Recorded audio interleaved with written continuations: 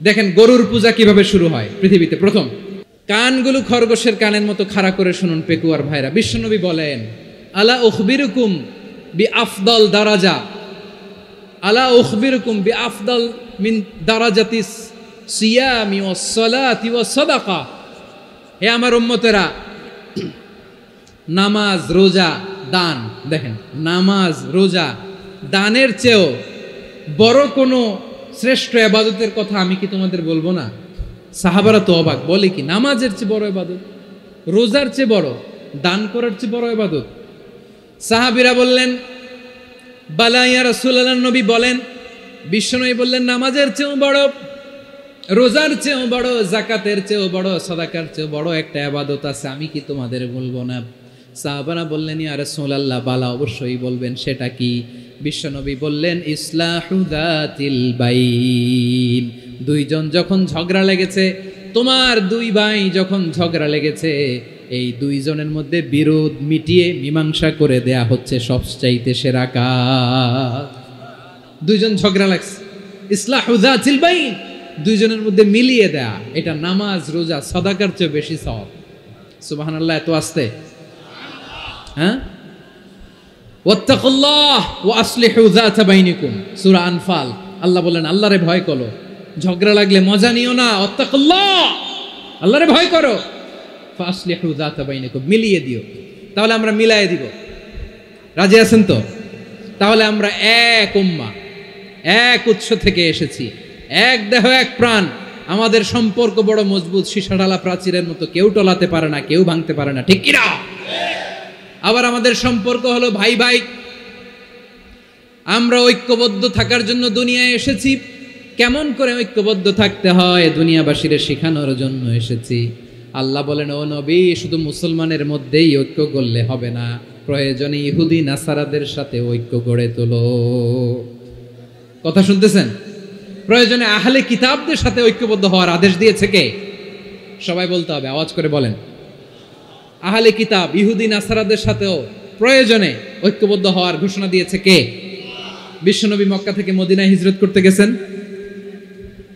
ওখানে ইহুদিদের সাথেও কোয়ালিশন করেছেন। সুবহানাল্লাহ পড়বেন না?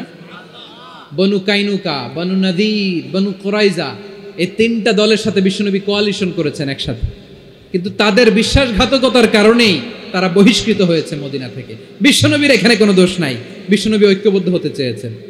আল্লাহ তাআলা নবীরে বললেন, নবী তুমি তাদেরকে বলো, ও আহলে কিতাবের ভাইয়েরা, ইহুদি নাসারারা, এসো এসো এসো, আমরা এমন একটা বিশ্বাসের প্রশ্নে একত্রিত হই, যে বিশ্বাস তোমাদের নবীরাও প্রচার করেছে, যে বিশ্বাস আমিও প্রচার করি, যে বিশ্বাসের কথা তোমাদের পবিত্র ধর্মগ্রন্থগুলোতে রয়েছে, আবার যে বিশ্বাসের কথা আমার কোরআনের মধ্যেও রয়েছে, আসলে ওই কথায় আমরা একত্রিত হই। সুবহানাল্লাহ।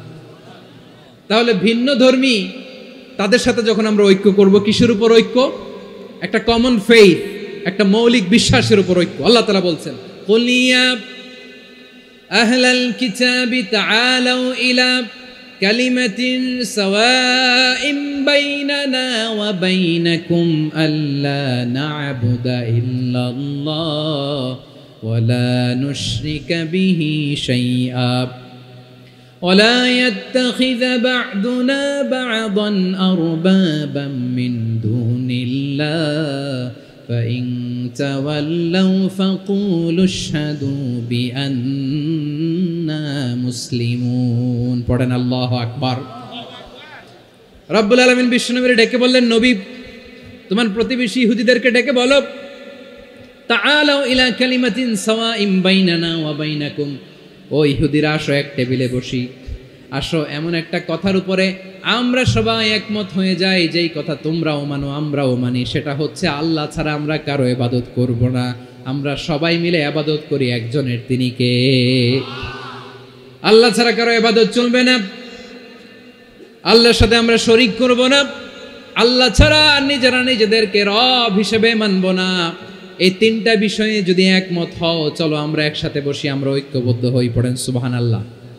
তাহলে দেখেন, ঐক্য কি শুধু মুসলমানদের মধ্যে না, প্রয়োজনে অন্য ধর্মের সাথে ঐক্যবদ্ধ হতে হয়। যদি পরিস্থিতি কখনো এমনও হয় শিরকের আড্ডাখানা, আপনি ঐক্য প্রতিষ্ঠার জন্য, ঐক্য রক্ষার জন্য শুধু তাওহীদের দাওয়াত দিবেন, ওইখানে আক্রমণ করবেন না। এটা কোরআনের নীতি। কথা বুঝতে পেরেছেন? সামনে শিরকের কি কথা কয় না, শিরকের কি আড্ডাখানা, আখড়া। কিন্তু ঐক্য বজায় রাখার জন্য, গৃহযুদ্ধ এড়ানোর জন্য আপনি শুধু এটা যে শিরক, এটা হারাম, এটা থেকে তোমরা বেঁচে থাকো, শুধু দাওয়াত দিবেন, আপনি আক্রমণ করবেন না। এটা কোরআনের বিধান। সুবহানাল্লাহ কইবেন না? মূসা আলাইহিস সালাম আল্লাহর সাথে সরাসরি কথা বলতেন। ওয়াকাল্লামাল্লাহু মূসা তাকলিমা। সুবহানাল্লাহ পড়েন, আওয়াজ তুলে সবাই বলেন সুবহানাল্লাহ। এখন বনি ইসরাইল হচ্ছে পৃথিবীর সবচেয়ে গোয়ার জাতি। তারা বলে, মূসা তুমি যে আল্লাহর সাথে কথা বলো আমরা তো দেখি না, তুমি যে কথা বলো আমরা তো শুনি না, তো কি করতে হবে? বনি ইসরাইল বলে, আমাদের মধ্য থেকে 70 জন নিয়ে যাইতে হবে তুর পাহাড়ে। ওরা আয়েশা যদি কয় হয় আমরা শুনছি, তাহলে বিশ্বাস করবো। কত বড় ডাকাত দেখছেন বনি ইসরাইল। এদের চেয়ে গোয়ার জাতি নাই। এত গোয়ার তুমি করেছো মুসা আলাইহিস সালামের সাথে। তুমি যে আল্লাহর সাথে কথা বলে আমরা তো দেখি, কি করব? 70 জন আমাদের বন্ধু বান্ধব যে যদি দেখে, তারা বললে ওকে আসো, 70 জন আসো। 70 জন নিয়ে গেল। মুসা আলাইহিস সালাম হারুন আলাইহিস সালামকে খেলাফা দিয়ে গেলেন, আল্লাহ ওনাকে নবী বানালেন। মুসা আলাইহিস সালাম বললেন, হারুন খবরদার, বনি ইসরাইলের মধ্যে তাওহীদের বাণী প্রচার করবা, ঐক্য ধরে রাখবা, বিচ্ছিন্ন হতে দিবা না। চলে গেছে। এইদিকে বনি ইসরাইলের এক দুষ্ট লোক ছিল, নাম সামিরি। কি নাম? সামিরি। সে সবাইরে বলল, তোমাদের স্বর্ণগুলো ফালাও। স্বর্ণগুলো ফেললো। বনি ইসরাইলের স্বর্ণগুলোকে গলিয়ে সে একটা গরুর বাচ্চা বানালো। গোবৎস। কিসের বাচ্চা? দেখেন গরুর পূজা কিভাবে শুরু হয় পৃথিবীতে প্রথম। গোবৎস পূজা, গরুর বাচ্চার পূজা কিভাবে। সে স্বর্ণ গলিয়ে গরুর বাচ্চা করে, জিবরাইল আলাইহিস সালাম যে জমিনে এসেছিলেন, ওই ফেরেশতার পায়ের নিচের একটু মাটি সে বুদ্ধি করে প্যাকেটে রেখে দিছিল। সে গরুর বাচ্চা বানায় স্বর্ণ দিয়ে গলিয়ে ওই মাটি এটার মধ্যে ঢুকাই দিছে ভেলকি দেওয়ার জন্য। স্বর্ণ দিয়ে বানানো গোবৎস গরুর বাচ্চার গায়ে যখন সেই মাটি ছুঁড়ে দেয়া হলো, এখন বাছুরের ভেতর থেকে ভ্যাঁ ভ্যাঁ আওয়াজ আসতেছে। কি আসতেছে? সবাই তো অবাক। সামিরি বলে, আরে তোমরা যে 70 জন দিয়ে মুসা আলাইহিস সালামরে পাঠাইছো, ওইদিকে এত ঘুরতেছে, আল্লাহরে খুঁজে পায় না, আল্লাহ তো এটার ভিতরে ঢুকছে। নাউজুবিল্লাহ বলবেন না? তোমরা যে 70 জন দিয়ে পাঠাইলা, 70 জন নিয়ে মুসা আলাইহিস সালাম খালি ঘুরতেছে, আল্লাহরে পায় না। পাবে কেমনে? আল্লাহ তো, নাউজুবিল্লাহ, এটার ভিতরে সেজদা দাও। এই সেজদা দিয়ে গেল। আল্লাহর নবী হারুন আলাইহিস সালাম বললেন, খবরদার, এটা সুস্পষ্ট শিরক। আল্লাহ সব গুনাহ মাফ করে, শিরকের গুনাহ মাফ করে না। খবরদার, তোমরা থামো। কে শোনে কার কথা? এই যে যেমন এখন আপনারা আমার কথা শুনতেছেন না? শুনতেছেন? হারুন আলাইহিস সালাম বললেন, খবরদার, এই শিরকি কাজে তোমরা সংযুক্ত হয়ো না। তোমাদেরকে কি মনে নাই আমার ভাই মুসা আলাইহিস সালাম কি বলছে? আল্লাহ শিরক মাফ করে না। খবরদার, শিরক করো না, আল্লাহরে ভয় করো। হারুন আলাইহিস সালাম তাদেরকে বুঝালেন, শিরক করো না, আল্লাহরে ভয় করো। শুধু এতটুকুই তিনি বুঝালেন, দাওয়াতি কাজ পালন করলেন, কিন্তু প্রতিরোধ করেন নাই, সশস্ত্র সংগ্রামে লিপ্ত হন নাই, বাধা দেন নাই। কারণ গৃহযুদ্ধ বেঁধে যেতে পারে। উনি ভাবলেন, আমি যদি আমার বাহিনী নিয়ে দাওয়াত দেওয়ার সাথে সাথে প্রতিরোধ করি, আক্রমণ করি, ওরাও আমারে আক্রমণ করবে, ব্লাডশিট হবে, রক্তপাত। এমন অবস্থা হবে বনি ইসরাইলের মধ্যে, যেটা হয়তো আমার ভাই মুসাও কন্ট্রোল করতে পারবে না। সুবহানাল্লাহ কইবেন না? এক একজন নবীকে আল্লাহ তাআলা কি ইন্টেলেক্ট দিয়ে পাঠিয়েছেন। তিনি ভাবলেন, আমি দাওয়াতি কাজটাই করি, এটা যে হারাম এটা থেকে শুধু বারণ করি, কিন্তু প্রতিরোধ না করি। আমি যদি ঐক্য ধরে রাখতে পারি, বাকিটা আমার ভাই সামলে নেবে। সুবহানাল্লাহ। হারুন আলাইহিস সালাম প্রতিরোধ করলেন না।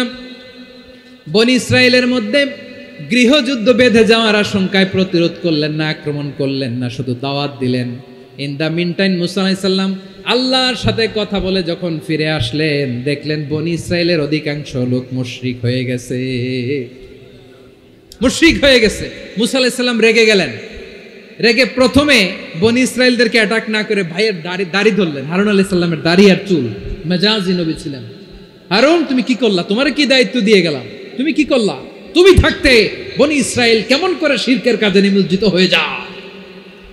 সাইয়েদনা হারুন আলাইহিস সালাম বললেন, ইন্নী, কোরআন সাক্ষী, কোরআন থেকে কোট করছি, ইন্নী خشيت أن تقول فرقت بين بني إسرائيل ولم ترقب قولي ও আমার ভাই, আমার দাড়ি ধরবেন না, আমার মারবেন না।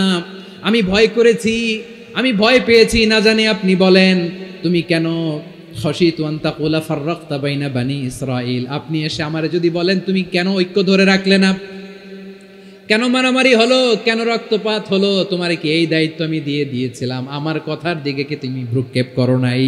আমি যে বলছি তাওহীদের বাণী প্রচার করবা আর ঐক্য ধরে রাখবা, আমার কথা কি শোনো নাই?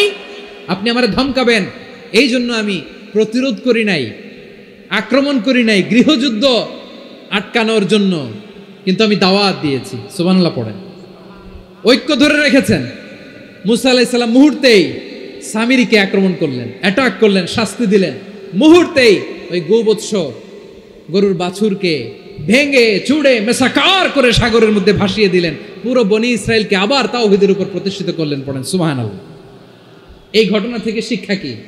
শিক্ষা হচ্ছে আপনি শিরকের আড্ডাখানা দেখলেও বৃহৎ স্বার্থে তাওহীদের দাওয়াত দিবেন, প্রয়োজনে আপনি ঐক্য নষ্ট করবেন না। সুবহানাল্লাহ পড়বেন না? তাহলে ঐক্যের গুরুত্ব বেশি না কম? বলেন, আওয়াজ করে বলেন। ওয়াতাসিমু বিহাবলিল্লাহি জামিআ, আল্লাহর রশিকে আঁকড়ে ধরো। ওয়ালা তাফাররাকু, তোমরা বিচ্ছিন্ন হয়ো না। পেকুয়ার ভাইয়েরা আওয়াজ করে বলেন তো, আদেশটা কার? এখন বলেন, আমাদের ঐক্যবদ্ধ জীবনের দরকার আছে না নাই?